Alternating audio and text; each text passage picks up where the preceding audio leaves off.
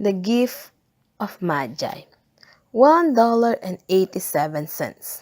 That was all. She had put it aside 1 cent and then another, and then another.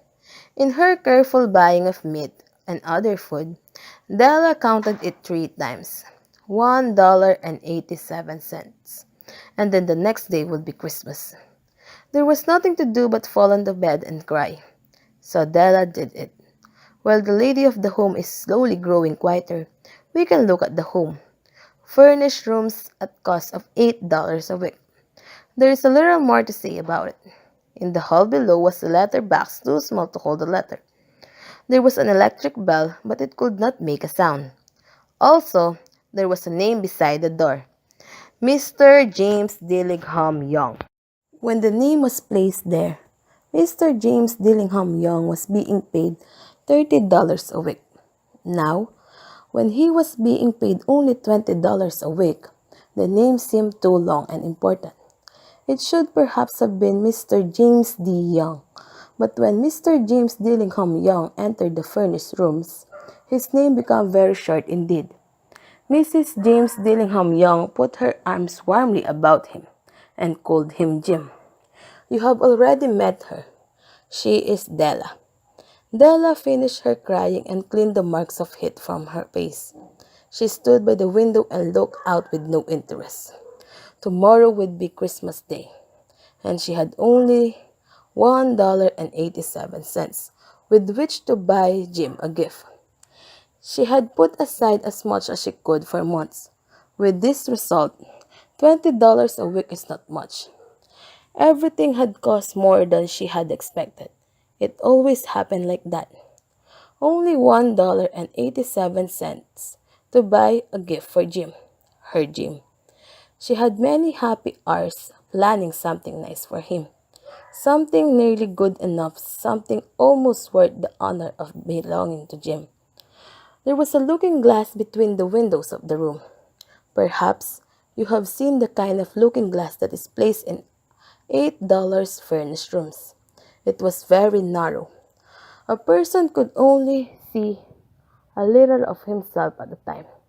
However, if he was very thin and moved very quickly, he might be able to get a good view of himself. Della, being quite thin, had mastered this art. Suddenly, she turned from the window and stood before the glass. Her eyes were shining brightly. Her face had lost its color. Quickly, she pulled down her hair and let it fall to its complete length. The James Dillingham Youngs were very proud of two things which they owned. One thing was Jim's old watch. It had once belonged to his father, and long ago, it had belonged to his father's father. The other thing was Della's hair. If a queen had lived in the rooms near theirs, Della would have washed and dried her hair where the queen could see it. Della knew her hair was more beautiful than any queen's jewels and gifts. If a king had lived in the same house with all his riches, Jim would have looked at his watch every day. Jim knew that no king had anything so valuable. So now, Della's beautiful hair fell about her, shining like a falling stream of brown water. It reached below her knee. It almost made itself into a dress for her. And then she put it up on her head again, nervously and quickly. Once she stopped for a moment and stood still while a tear or two ran down her face. She put on her old brown coat. She put on her old brown hat. With the bright light still in her eyes, she moved quickly out of the door and down to the street. Where she stopped, the sign said, Mrs. Sofroni's hair articles of all kinds. Up to the second floor Della ran and stopped to get her breath. Mrs. Sofroni lodged two white, cold-eyed look at her. Will you buy my hair? Asked Della. I buy hair, said Mrs. Sofroni. Take your hat off and let me look at it. Down fell the brown waterfall. $20, said Mrs. Sofroni, lifting the hair to feel its weight. Give it to me quick, said Della. Oh, and the next 2 hours seemed to fly. She was going from one shop to another to find a gift for Jim. She found it at last. It surely had been made for Jim and no one else. There was no other like it in any of the shops, and she had looked in every shop in the city. It was a gold watch chain, very simple made. Its value was in its rich and pure material. Because it was so plain and simple, you knew that it was very valuable. All things are like this. It was good enough for the watch. As soon as she saw it, she knew that Jim must have it. It was like him, quietness and value. Jim and the chain both had quietness and value. She paid $21 for it. She hurried home with the chain and 87 cents. With that chain on his watch, Jim could look at his watch and learn the time anywhere he might be. Though the watch was so fine, he had never had the fine chain. He sometimes took it out and looked at it only when no one could see him do it. When Delia arrived home, her mind quieted a little. He began to think more reasonably.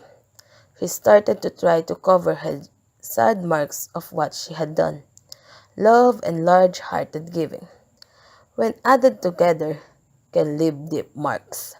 It is never easy to cover these marks. Dear friends, never easy. Within 40 minutes, her head looked a little better.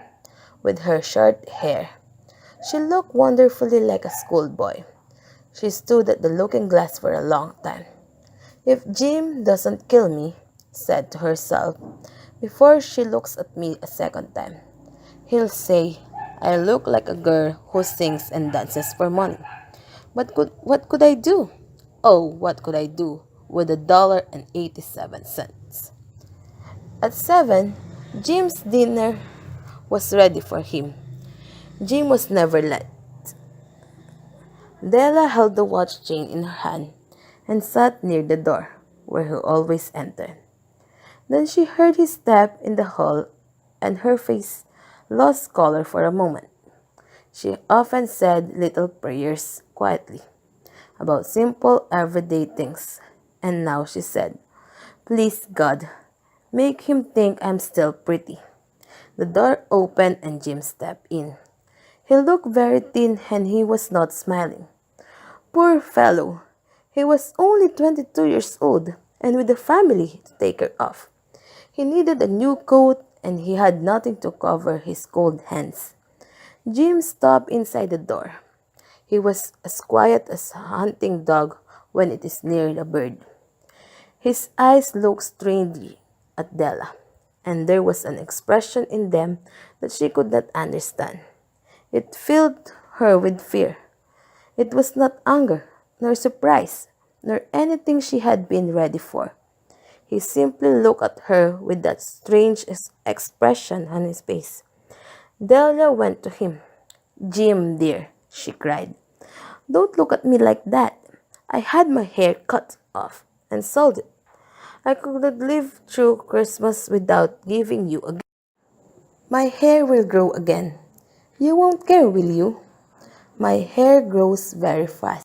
The Magi brought valuable gifts, but that was not among them.